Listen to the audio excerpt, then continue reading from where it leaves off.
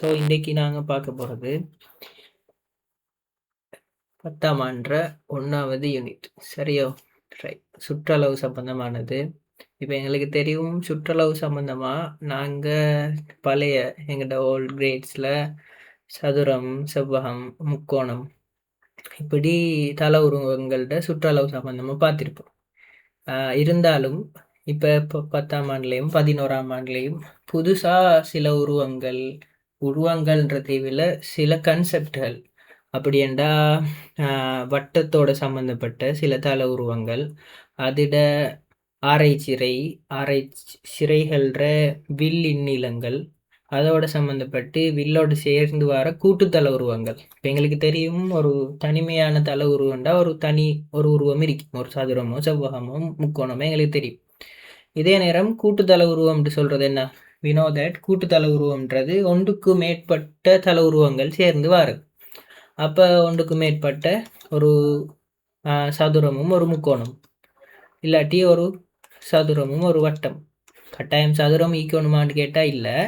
So அது மாதிரி என்ன, ஒன்றுக்கு மேற்பட்ட தல உருவங்கள் சேர்ந்து வரதை நாங்கள் சொல்லுவோம் கூட்டுத்தல உருவங்கள். அப்போ இந்த கூட்டுத்தல உருவங்களோட சுற்றளவு அது சம்பந்தமான இதுகளை தான் நாங்கள் இந்த யூனிட்ல என்ன செய்ய போகிறோம், பார்க்க போகிறோம். அதில் இன்னும் சில புதிய தியரிகள் இல்லாட்டி எங்களோட பழைய தியரிகளையும் அப்ளை பண்ண வேண்டி வரும். உதாரணத்துக்கு பைத்தகரஸ்ட தேற்றம், வேறு ஜியோமெட்ரி சம்பந்தமான தேற்றங்கள், இன்னும் சில தேற்றங்களை நாங்கள் அப்ளை பண்ண வேண்டி வரும். சரியோ? ரைட். ஸோ இப்போ ஃபஸ்ட்டுக்கு மீட்டட் பயிற்சி தான். மீட்டட் பயிற்சியில் பின்வரும் தல உருவங்கள் ஒவ்வொன்றினதும் சுற்றளவை காண்க. சரியோ? ரைட். முதலாவது இருக்கிறது எங்களுக்கு தெரியும், இது ஒரு செவ்வகம். அப்போ செவ்வகத்திட எதிர்பக்கங்கள் சமன் அப்படின்னு படிச்சிருக்கிறோம். அடுத்து அகக்கோணங்கள் எல்லாம் சமனானவை 90 பகை. இதெல்லாம் நாங்கள் செவ்வகம் சம்பந்தமாக படித்த தியரிகள். அடுத்தது எதிர்பக்கங்கள் ஒவ்வொன்றும் சமாந்தரம். இப்போ இந்த பக்கம் இந்த பக்கத்துக்கு சமாந்தரம், இந்த பக்கம் இந்த பக்கத்துக்கு சமாந்தரம். இதெல்லாம் நாங்கள் படிச்சிக்கிறோம். சரியோ? சின்ன இதுகளில் வகுப்புகளில் படிச்சிருப்போம். அப்போ முதலாவது கேள்விக்கு, அப்போ எதிர்பக்கங்கள் சமன் தானே. அப்போ இது 20 சென்டிமீட்டர்ண்டா கட்டாயம் இதுவும் 20 சென்டிமீட்டர். இது 10 சென்டிமீட்டர்ண்டா கட்டாயம் இதுவும் 10 சென்டிமீட்டர். ஆகவே நாங்கள் 20 சென்டிமீட்டர் சக 20 சென்டிமீட்டர் சக இன்னொரு 10 சென்டிமீட்டர் சக இன்னொரு 10 centimetre. So total answer 60 centimetre என்று வரும். இதை கூட்டினா இப்போ நீங்கள் இன்னொரு முக்கியமான விஷயம் என்ன செய்யணும் என்றால், சுற்றுலா சம்பந்தமான கேள்விகளை செய்கிற நேரம் நாங்கள் எல்லா பக்கத்தையும் ஐடென்டிஃபை பண்ணிட்டோமா, அப்படின்றா எல்லா பக்கத்தையும் கண்டுபிடிச்சி அந்த கணக்கில் நாங்கள் கூட்டிட்டோமா, நாங்கள் கணக்கு செய்கிற நேரம் கூட்டிட்டோமான்னு கன்ஃபார்ம் பண்ணுறதுக்கு நாங்கள் ஒவ்வொரு பக்கத்தில் நீளங்களையும் எழுதும் போது என்ன செய்யணும், அதுக்கு ஒரு டிக் போட்டுக்கொள்கிறேன். இப்படி சும்மா ஒரு டிக் போட்டுக்கொள்கிறேன். ஏதுண்டா ஜஸ்ட் ஃபார் அ ப்ரிகாஷன். அப்படின்னா நாங்கள் எந்த பக்கத்தையும் என்ன செஞ்சு கொள்ளாமைக்கிறதுக்கு, மிஸ் பண்ணி கொள்ளாமைக்கிறதுக்கு. சில நேரங்களில் இது சின்னொரு சிலியான விஷயம் இருக்கலாம், இருந்தாலும் சில நேரங்களில் நாங்கள் பெரிய கணக்குகள் செய்கிற நேரம் ஏதாலும் ஒரு பக்கத்தை மிஸ் பண்ணிடுவோம், கூட்டுற நேரம் மிஸ் பண்ணிடுவோம். அது நம்ம எங்களுக்கு அது ஒரு என்ன மார்க்ஸில் ஒரு குறைபாடை ஏற்படுத்தும். ஸோ அந்த விஷயங்களில் கவனமாக இருக்கணும். இப்போ முதலாவதுக்கு 60 சென்டிமீட்டர் ஆன்சர்.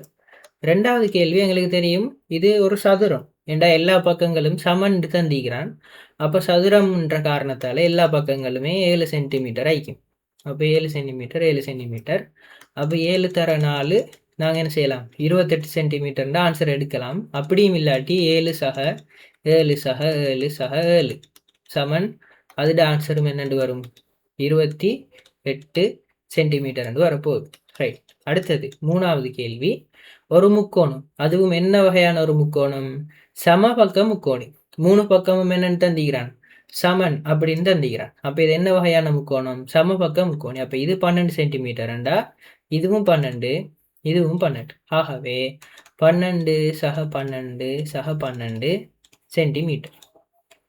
ஆகவே 36 சென்டிமீட்டர் என்று வரும். கட்டாயம் சுற்றளவு, பரப்பளவு, கனவளவு இப்படியான கணக்குகள் செய்யக்குள்ள அலகுகள் மிச்சம் கவனம்.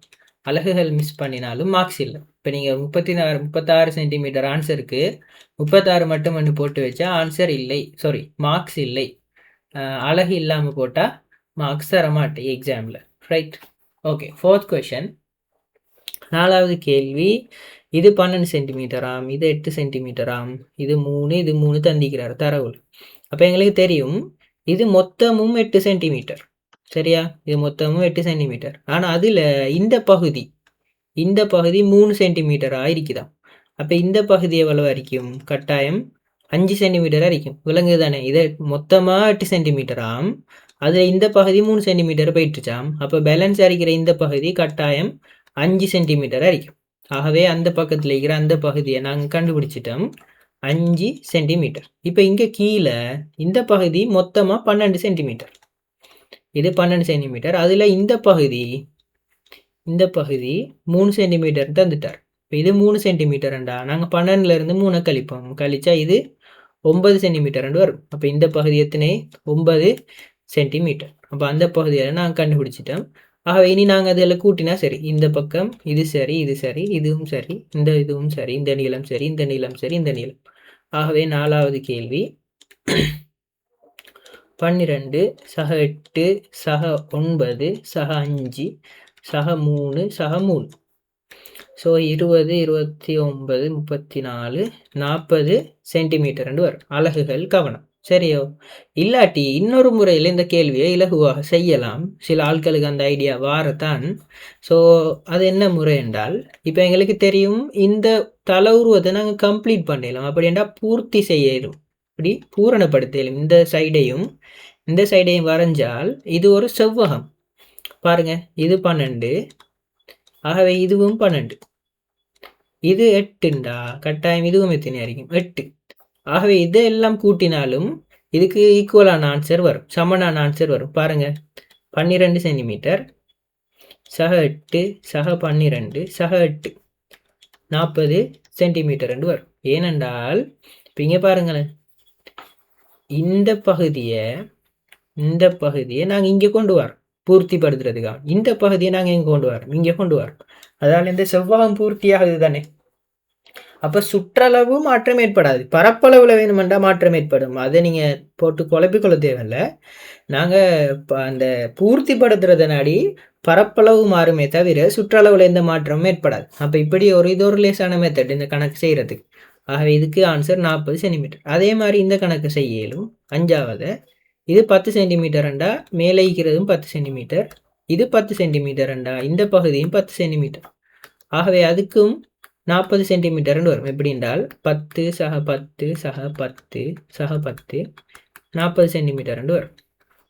ஓகே, இந்த கணக்கு இப்படி பூரணிப்படுத்தி தான் செய்யலும், வேறு எந்த மெத்தட்லையும் இதை செய்யலும். ஆகவே நாங்கள் இதை ஒரு சதுரமாக பூர்த்திப்படுத்தி, இது 10 சென்டிமீட்டர், ஆகவே மேலே 10 சென்டிமீட்டர், இடது பக்கம் 10 சென்டிமீட்டர், ஆகவே வலது பக்கமும் 10 சென்டிமீட்டர் அப்படின்னு நாங்கள் என்ன செய்வோம், எடுத்து இதோட ஆன்சரையும் 40 சென்டிமீட்டர்னு எடுத்துக்கொள்வோம்.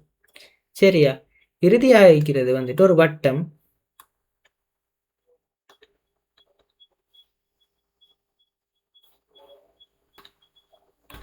ஸோ இறுதியாக இருக்கிறது வந்துட்டு 6வது கேள்வி, ஒரு வட்டம் சம்பந்தமான கேள்வி. எங்களுக்கு தெரியும் வட்டத்திட சுற்றளவுக்கு ஒரு சமன்பாடு இருக்கு. வட்டத்தின் சுற்றளவு, சரியா?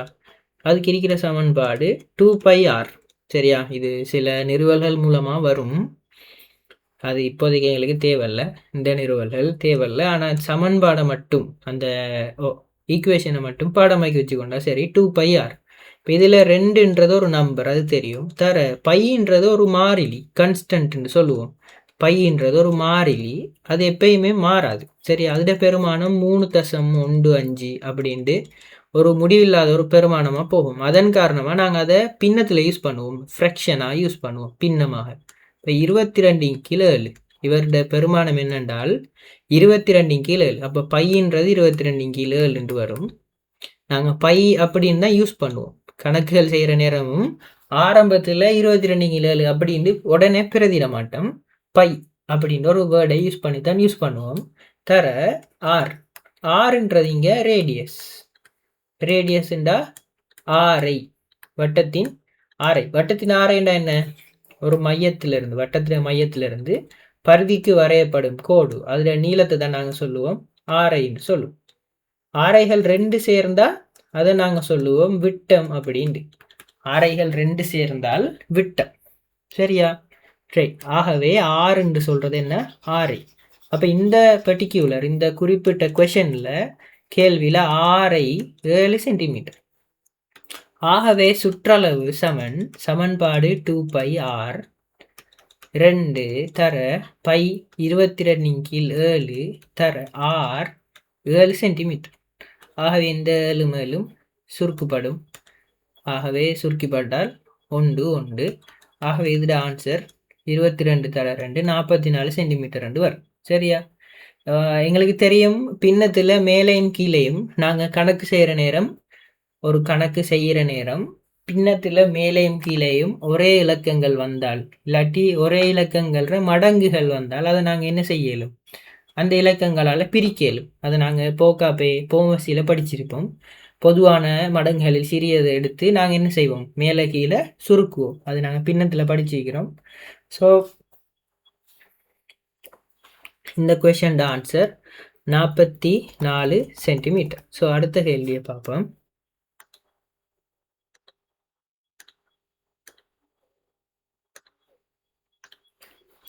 இந்த கேள்வியில் இது 3 சென்டிமீட்டர்னு தந்திக்கிறாரு. ஆகவே இதுவும் 3 சென்டிமீட்டர். எல்லாத்துக்கும் ஒரே லைன் தானே போட்டிக்கிறாரு. ஆகவே இதுவும் 3 சென்டிமீட்டர், இதுவும் 3 சென்டிமீட்டர். சரிதானே? ஓகே. இப்போ நாங்கள் இந்த மேலே இருக்கிற நீளத்தை மொத்த நீளமாக கன்சிடர் பண்ணி மொத்த நீளமாக கருதி கொண்டு இந்த 6ஐயும் 4ஐயும் கூட்டி 10 சென்டிமீட்டர்னு போடலாம். சரியா? மேலே இருக்கிற இந்த நீளமும் இந்த நீளமும் விளங்குதா? இந்த நீளமும் இந்த நீளத்தையும் கூட்டி 10 சென்டிமீட்டர்னு போடவும் ஏலும்.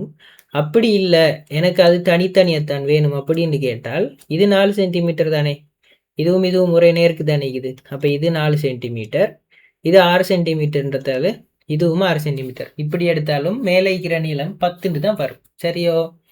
இப்போ எங்களுக்கு தெரியாத ஒரே ஒரு நீளம், இந்த சுற்றளவில் தெரியாத ஒரே ஒரு நீளம் இந்த நீளம் இந்த இருக்குது. இந்த ஒரு ஸ்லோப் ஒன்று இருக்குது, ஒரு சரிவு மாதிரி ஒன்று.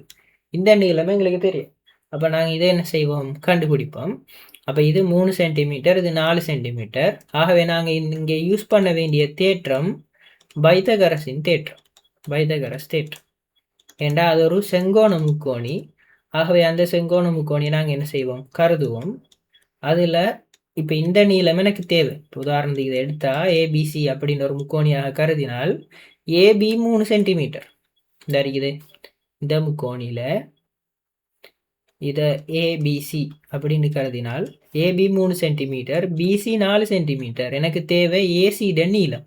இதை எக்ஸ்ன்னு எடுக்கிறேன்.